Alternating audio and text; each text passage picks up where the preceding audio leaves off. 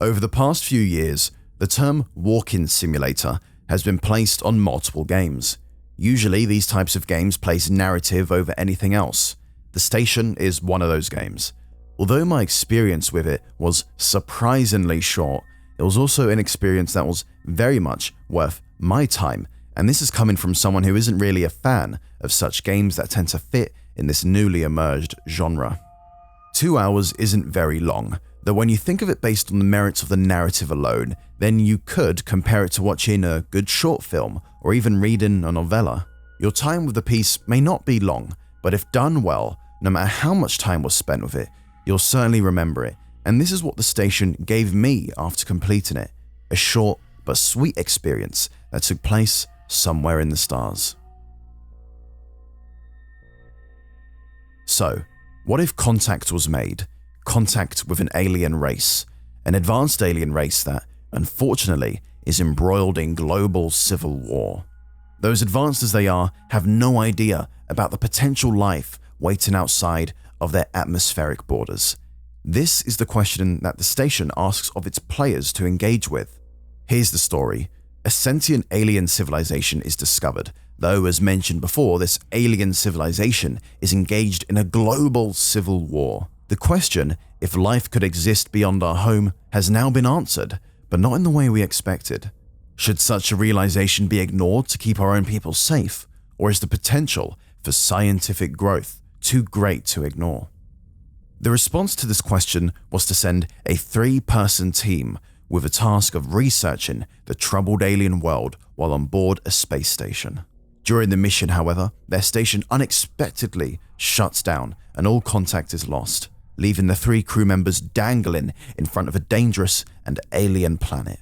Now enters the player, a recon specialist whose purpose is to uncover what happened with both the crew and space station. Throughout my 2 hours or so of playtime, the entire game took place on this seemingly abandoned station, though there is a segment at the start of the game in which you'll find yourself watching your character pilot their own ship. I was beyond impressed. Visually, this was beautiful, stunning even. The alien planet on my right was large and somewhat terrifying in scale compared to the small and neat research station that I was rapidly approaching. Once safely docked, I was surprised to find a somewhat grounded environment regarding the design of the ship. Everything looked, simply put, great. Compared to other sci-fi settings, this space station feels lived in and, dare I say, realistic. Basically, the ship itself is a character, with the amount you could learn from it and the various environments to be explored also add to this. Good sound also plays a key role to help build a believable world, and I think the game has just that. As soon as you enter the ship, it's silent, with only the occasional creak and screech of metal to break the silence away. As you move deeper in, music plays at key moments or events from the game's soundtrack, alongside the various beeps of computers, steam through vents, and so on. Have a listen.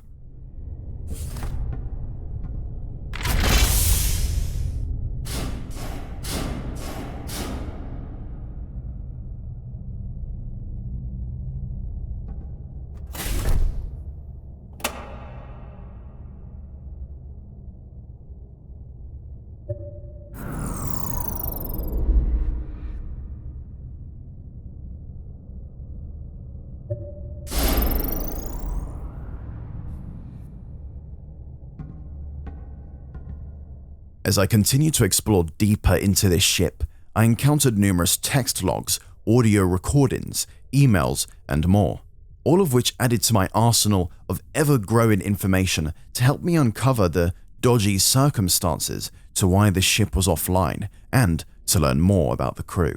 Regarding the crew, the information you find across the ship helps to not only build upon their personalities, but to also help you understand both their motivations and relationships with each other. The performance of each crew member isn't the best I've seen when it comes to games within this genre, but it certainly works for this game and helps build the tone the game is striving to achieve. Moving from room to room, I eventually encountered the puzzles that are presented in this game. Completing said puzzles allowed me to access previously locked areas of the ship, which in turn moves the story along. Something worth mentioning is that the puzzles featured in this title are, how I would describe, to be logical.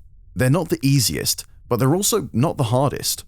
All that the game asked of me was to pay attention to my environment, to what I was reading and listening to, so that I could gather hints to complete whatever puzzle I faced. I very much appreciated this, as I'm not a huge fan of moon logic-esque puzzles, such as the ones that can be found in other games such as King's Quest, for example.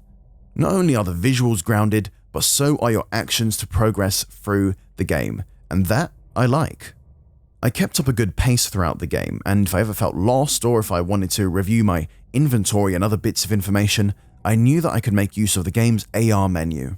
Pressing the tab key on my keyboard quickly opens up an interactive and intuitive menu in whatever space I may be. Although that's basically a glorified way of saying I'm opening a map or inventory screen, I very much found this way to be a better way of containing such information compared to the standard menus that would pop up on my screen in other games. This really did help to make the world that bit more believable, as everything was in the world and not in some disconnected menu somewhere which breaks away from the experience. As mentioned at the start of this review, I found the visuals to be impressive, and that continues right up to the end of the game. The presentation and design of each area seems so well crafted that I never really felt lost. Each area in the game has a distinctive feel to it. You know when you're in the maintenance, you know when you're in the medical bay, bridge, and so on. However, there were a few moments that felt a bit undercooked in certain aspects. Although the atmosphere in this game is top-notch, it does at times try to make use of a few horror tropes to scare the player and make them feel uneasy.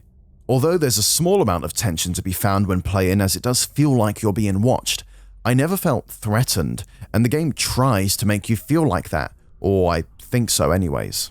At times, I caught a brief glimpse of a person in a spacesuit, or a loud bang would play accompanied with the ship shaking momentarily. These moments just didn't really work for me, and proved to be more interesting than scary, to be honest, as it got me wondering who, or rather what, I was being followed by. Lastly, the amount of time you'll spend on the station is short. My first playthrough took me only 1 hour and 50 minutes or so to complete, and that time includes credits.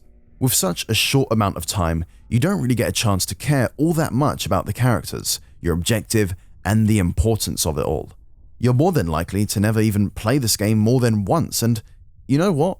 Maybe that's alright, though that's up to you to decide.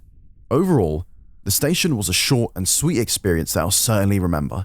Whether you're a fan of the genre or not, the station offers an intriguing story that takes place in a beautifully grounded space station.